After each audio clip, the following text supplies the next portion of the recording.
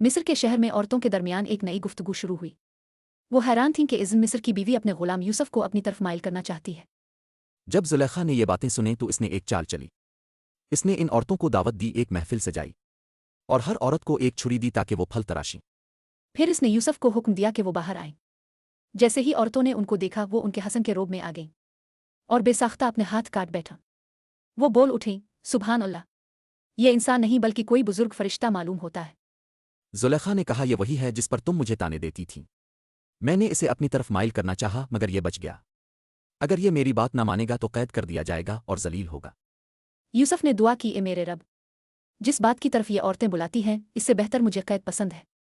اگر تو ان کے فریب کو مجھ سے دور نہ کرے تو میں ان کی طرف مائل ہو جاؤں گا۔ اللہ نے ان کی دعا سن لی اور ان سے عورتوں کا فریب دور کر دیا۔ مگر باوجود نشانیاں دیکھنے کے ان لوگوں نے فیصلہ کیا کہ کچھ عرصے کے لیے یوسف کو قید میں ڈال دیا جائے۔